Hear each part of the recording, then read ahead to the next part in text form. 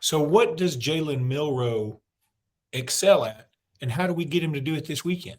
You are Locked On Bama, your daily podcast on the Alabama Crimson Tide. Part of the Locked On Podcast Network, your team every day.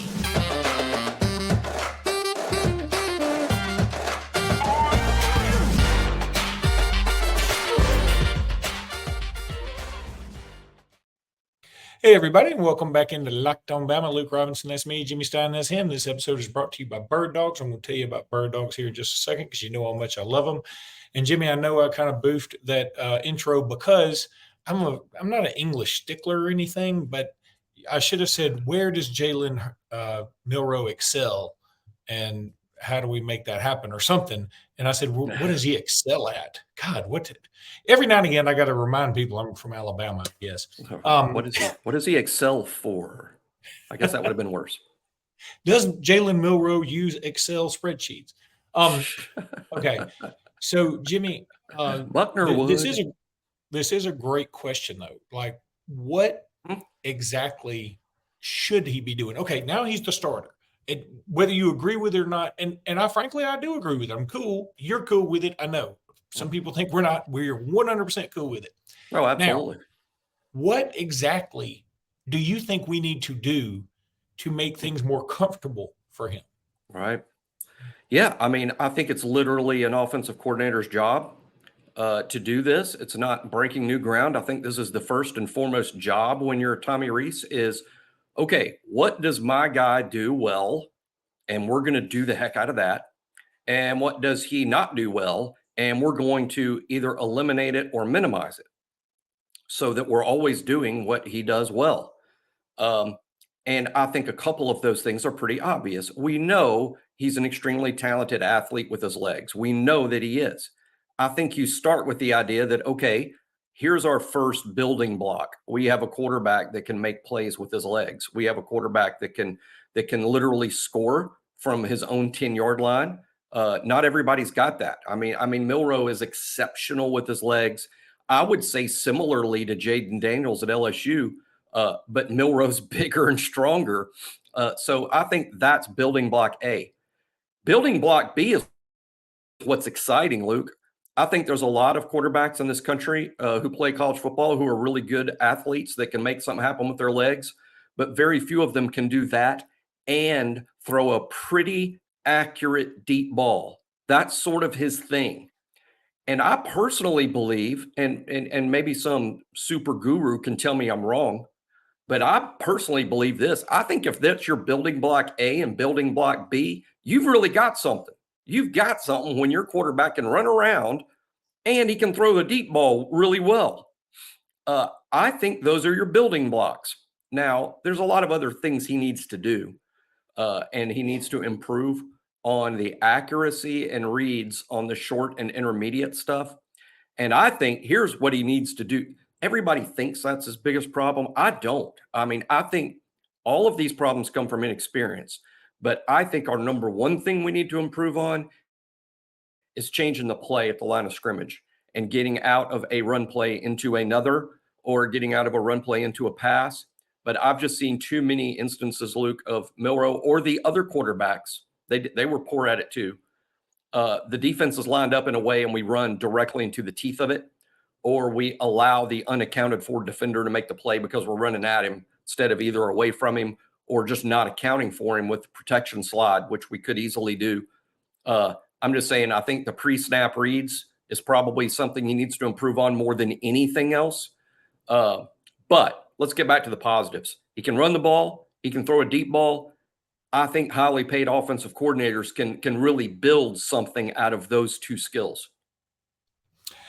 I do too. And look, it would be awesome. I mean, people keep saying, hey, just, if we could just run a few slants, we'll stop some of the way these defensive alignments are. I mean, you think back to, God, how great would it be to have a kind of play the way Devontae Smith and Tua Tagovailoa had on, I think, the first play of the game against Ole Miss back in 2019. I mean, it was just a quick slant that just went for 80. That's not going to be this offense. I don't think that's just not what Milroe can do very well.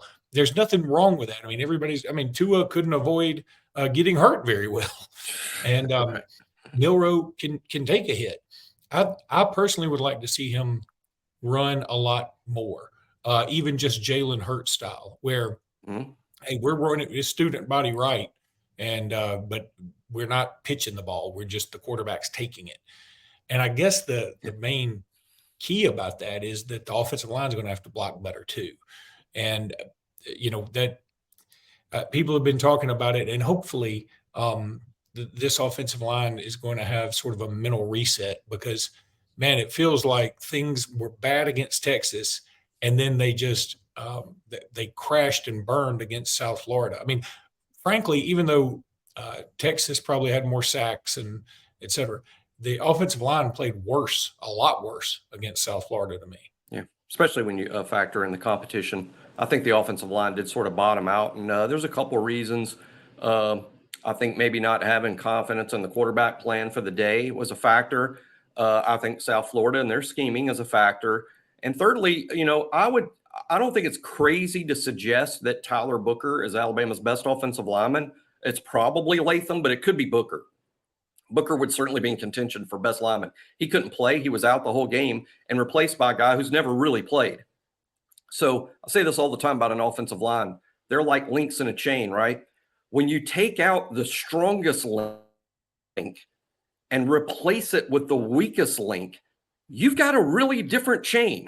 It's really different. Now throw in the fact that mentally, I think when Proctor's lined up next to Booker, that's helpful to Proctor big time because Booker's a big help to him, confidence-wise, helping him with the assignments, helping him with slides, helping him with reads. Booker can really help Proctor. I'm not sure that we were helping him a whole lot this past weekend. So I think all of those things are factors. But I also think getting Booker back on Saturday, I think having the quarterback out there that they've worked with the most is going to be helpful. So I'm expecting, I know this sounds crazy, but I'm expecting to see Alabama's offensive line take a step forward this weekend. It's not going to be perfect. It's not going to look great. It's not the Joe Moore people, sirens won't start going off in the halls of the Joe Moore Award, wherever they hand that award out to the best offensive line in the country. The whistles and sirens won't be going off, but I think it's going to be better. It'll be a step in that direction this Saturday. Getting Booker back is the key. It is, and we're going to talk next about what scares you the most when it comes to Ole Miss. But right now, I want to tell everybody about Birddogs. I'm at work right now, so I can't wear shorts. But if I could wear shorts, I'd be wearing my Birddogs. I'm telling you, that these things are just the best. They feel so wonderful. Birddogs stretch khaki shorts are designed to fit slimmer through the thigh and leg and give you a truly sculpted look. Birddog shorts do the exact same thing as Lululemon, but they're fit way better and they're way less expensive. Trust me on that. They fit way better than regular shorts that are made of stiff, restricting cotton. Birddogs fix this issue by inventing cloud knit fabric that looks just like khaki but stretches, so you get a way slimmer fit without having to sacrifice movement. And I'm going to be coaching my daughter's soccer team tonight. You can bet your bottom dollar I'm going to be out there in my Birddogs because they let me move around. And Lord knows I love to yell at those 7-year-old girls. Birddogs are functional for any occasion: golf, date, evening, out, pool, workout, lounging, work, or just yelling at your little girl soccer team. You can just look. You can show up anywhere with these things, and you will feel like you belong. I'm telling you, they're awesome. Go to birddogs.com/lockedoncollege. Enter promo code lockedoncollege at checkout for a free Birddogs water bottle with your order. That's birddogs.com/lockedoncollege for a free water bottle at checkout. You're going to love these things. I'm going to put the overlay up here again like I should have done to begin with. If it'll come up, there it is right there. Visit birddogs.com/lockedoncollege. And get that free gift. You will love them. They're awesome. All right, Jimmy, let's talk about what scares you when it comes to Ole Miss. I don't think Ole Miss has the world's greatest offensive line either. And I probably shouldn't go that hyperbolic. I mean, of course they don't have the world's greatest offensive line. They have their offensive line is fine. Their receivers are fine. Quinshon Judkins, do we know his status? I mean, obviously he scares you if he's healthy. Do we know his status? Yeah, I believe we're going to see Quinshon Judkins based on what I've been able to gather. We're going to see him on Saturday. I do think it's fair to say he's probably not close to 100%. I don't think we're seeing the 100% Judkins, and that's a good thing, because if Judkins was completely healthy, I would be arguing he may be the best back we see all season. But I don't think there's much question about that. I don't think the back we'll see Saturday will be a little bit of a shadow. Now, the other one, Ulysses Bentley, by the way, is a good player. As a matter of fact, this is how good he is. I mean, I believe Ulysses Bentley is likely to end up in the Senior Bowl. I mean, he's a good player. He's got some jets. He can run. You know, I'm looking back at last year. It's kind of funny. I remember Bryce Young having like this great game against Ole Miss. He was 21 to 33 for 209 and 3 touchdowns. That's pretty pedestrian for Bryce Young. Not Bryce. No, it's not Bryce. Bryce normally is better. And I'll tell you what scares me about Ole Miss. Several things scare me about Ole Miss, and I will put them quickly in order. Number one is Lane Kiffin, and this is a nod to Kiffin. A lot of times I'm critical of Kiffin. I'm not a huge Lane Kiffin fan. I'm in the never Kiffin at Alabama camp, to be honest. But I also have a great deal of respect for him as an offensive mind and as a play caller and as a game planner. And I know, and as a surprise to no one, and I know this from the inside, but I know that it will come as a surprise to no one, Lane Kiffin wants to beat Alabama more than he wants to. He would rather beat Alabama than win the lottery, and he's already won the lottery in so many senses. But he wants to beat Alabama more than anything in the whole world. And he's very good at devising game plans and game calling. He scares me to death. He knows us. He knows us really well. And he wants this so bad. He scares me more than anything. Number two is Jackson Dart. I'm a big Jackson Dart fan. I said that before the season started. And now that I've seen him play, I'm claiming an victory, as we call it, on the internet. I mean, Jackson Dart is an outstanding college quarterback. He's exactly the type of quarterback that's hurt us in the past. If Jackson Dart has a big day and someone uses the phrase Steven Garcia, I'm going to go nuts. Okay. Steven Garcia was a not good quarterback that had no chance of playing in the NFL, that just wasn't very good and had some sort of crazy dream day against Alabama and beat us. Okay. Jackson Dart's going to play in the NFL. He's really good. And he's exactly the type of quarterback that's caused us problems in the past, because he's a dual threat guy. He'll go back to pass. We'll have everything covered. We will do a great job. We'll push the pocket. We'll cover it great. And then he'll just tuck it and run for 12 yards and drive you crazy. That's exactly the type of guy that's hurt us in the past. And just when you're like, okay, we'll spy him, then they're going to have a big play from the back, or he'll throw it over our heads. I mean, Jackson Dart scares me. Pete Golding, knowing us pretty well, scares me. He's a better defensive coordinator than we ever gave him credit for here. He's not a genius. He doesn't have great players. Ole Miss's defense alone won't be the reason if they beat us, but Pete does know Alabama's program. He knows our personnel, and he's practiced against our offense for a long time. And this is the Alabama offense, not the Tommy Rees offense. This is something Pete knows. And so I think those are the things that scare me the most. But it's all alleviated by the fact that I think Ole Miss doesn't really head to toe player 1 through 22. I don't even really think they're a top 25 team. I think they're just outside the top 25. What makes them a top 25 team is Lane Kiffin and Jackson Dart on game day. So I think we out-talent them almost significantly. They've got 570 yards rushing on the season, and that just doesn't seem like a ton given the schedule. Now, they played Tulane, which is not bad. We should give them more credit for that. They played Georgia Tech, again, a Power 5 school, but Georgia Tech's not very good. We know that too. They ran up 70 on Mercer, which is sort of just a non-story. Exactly. So I wish I could go back and just look exactly how much of all that was against Mercer. And Tulane didn't have their starting quarterback. Look, if you want, there are a lot of things that scare me about this. The confidence Lane Kiffin is exuding. Look, Lane is we talked about yesterday on the podcast how he's been poking the bear about, hey, Kevin Steele's not calling the plays. Oh, well, what are you talking about? I just was throwing out something I was told. What's the big whoop? The other thing, and this was very interesting, somebody put on Twitter back-to-back videos, like side by side, I should say, videos of Lane Kiffin doing his press conference, and his posture and demeanor and the presentation of his podcast was Nick Saban-esque, like the way that he held the podium, the way he sort of moved, did his hand gestures and all that.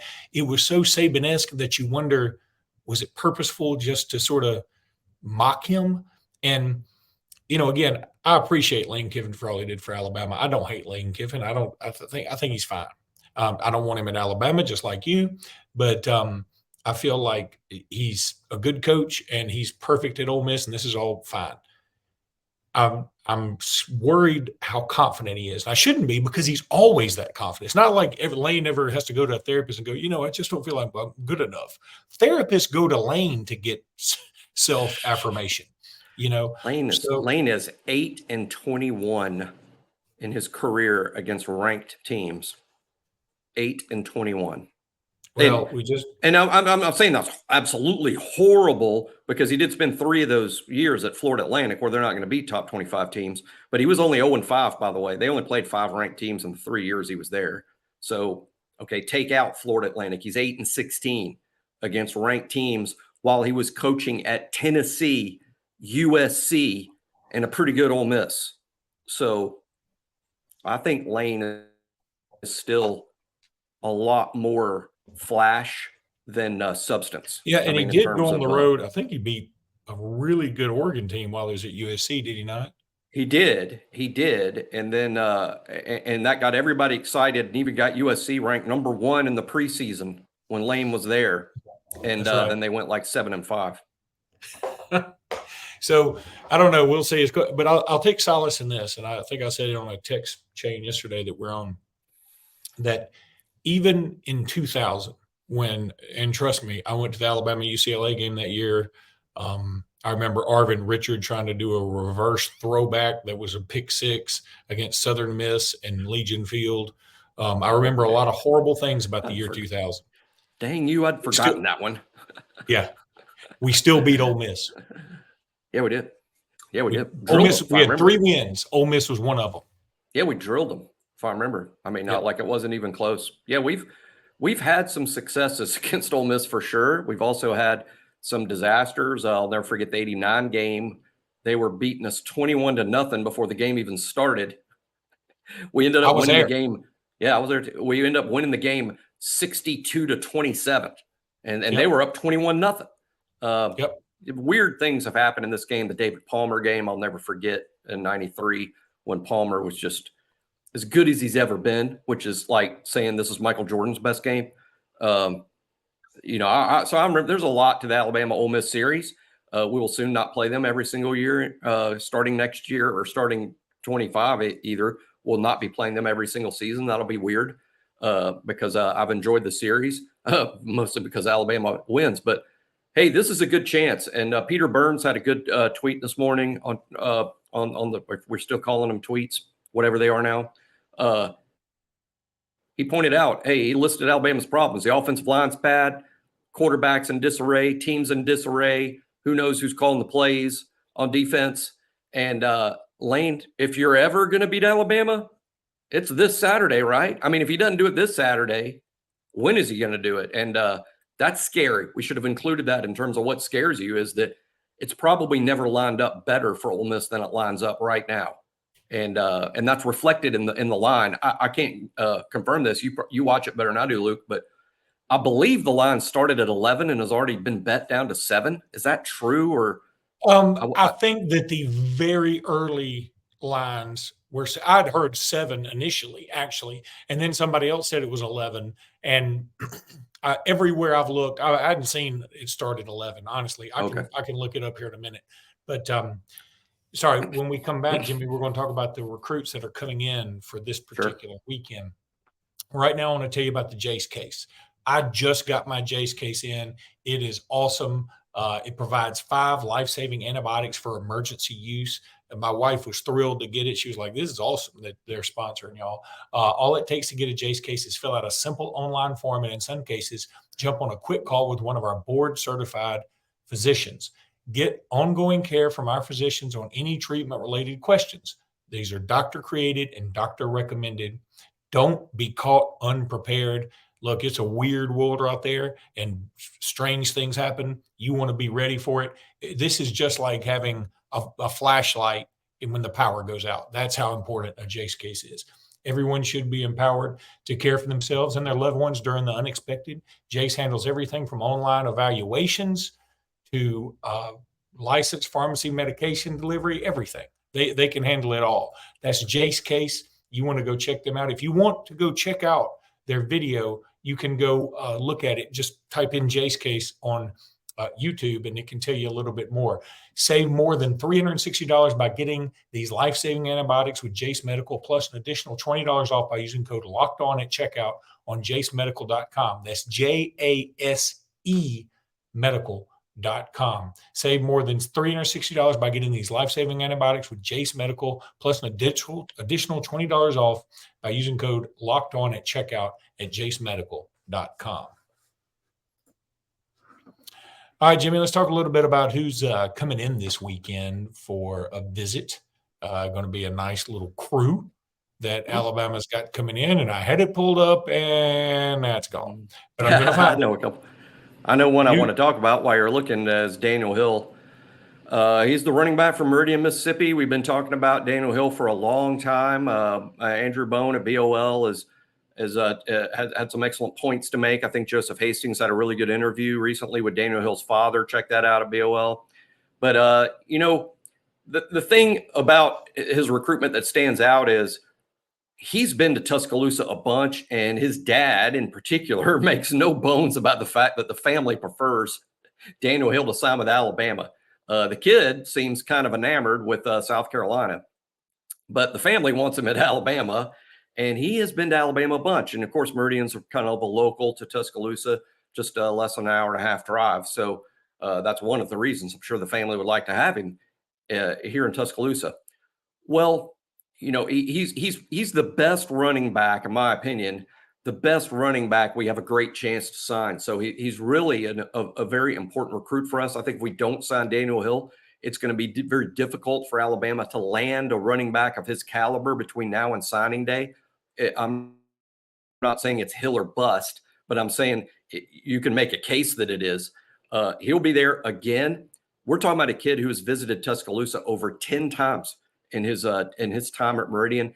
By the way, he's having a fantastic senior season. Really good player. Of course, he's a big back. He's kind of a move the chains, short yardage guy. But for a move the chains, short yardage guy, he catches the ball extremely well. He's got great hands. That's going to be a real weapon, having a big guy who can catch the ball like he does. So real interesting prospect, and he's one of the few high-profile, uncommitted kids that will be in the stands on Saturday here in Tuscaloosa. Oh, you muted. You hadn't done that in several days. You mute. Oh, I know. You hadn't done that all week. Man, I think that's the first time in about 5 shows. I mean, I was on a nice little road. I need one of those things that says there hadn't been an accident in 0 days. Accident in 0 days. That's but you were saying about Daniel Hill, no doubt. Well, here's the Noel. I was going to say, actually, here's the list that's coming in according to BOL. Julian saying this is wonderful. It's going to be his official visit. Caleb Odom, that's wonderful. I love him. I mean, Jimmy, I don't see why in the world he can't. It's hard for a tight end to be 5-star, but goodness gracious, he looks like one to me. I think it's the blocking. I mean, I'm just guessing in terms of why is he not a 5-star? I would guess is he's viewed as a really big wide receiver, and there's but that's why I would guess. Sterling Dixon, Red Morgan, who was just bumped up to a 4-star, and Ryan Williams. We predicted that here. We had that nailed. We did. Yeah, and he's Red Morgan. He was one of the main reasons Central Phoenix City won this past week. He returned a kickoff for a touchdown right after the opponent had gotten to within 3, and then it sort of put it out of reach. He also, as a player, reminds me quite a bit, Luke, of Malachi Moore. Red Yeah. Morgan does. To me, when I watch his high school tape, I'm like, boy, there's Malachi. And Malachi Moore's having a fantastic season. I saw somebody, it's kind of a half joke on the BOL board today say, things are going wrong when the only two players on the team playing well are the kicker and the punter. I'm sure he meant that as a joke, but actually Malachi Moore and Deontay Lawson are playing like first team All-Americans, but All-Americans, not all SEC, All-Americans. Malachi's been awesome. Deontay Lawson's been extremely good too. Well, y'all moved Caleb Odom up to number 25 in the country. That's a pretty big deal. That's going to probably make him a 5-star, on 3. We have a policy I'm a big fan of that is, the top 32 players will be 5 stars, but by the end of the cycle, right now there's not as many 5 stars. If you're a 5-star now, that means on 3 is sold already. You're going to be in the top 32 at the end of the cycle, period. But the final rankings will have 32 5 stars, which of course lines up with the fact there's 32 picks in the first round of the draft. If I may go, some people get so confused by that. They think what that means is kids get 5 stars if we view them as one day they'll be first round picks. No, it's mathematical. It's the top 32 guys. Yeah. It has nothing to do with an NFL draft evaluation. These are the best 32 guys. And just like in the NFL draft, the first 32 guys go in the first round. It's that simple. That makes sense. All right. That's going to do it for today's podcast. We'll be back tomorrow with more. Until then, roll tide, everybody. Roll tide.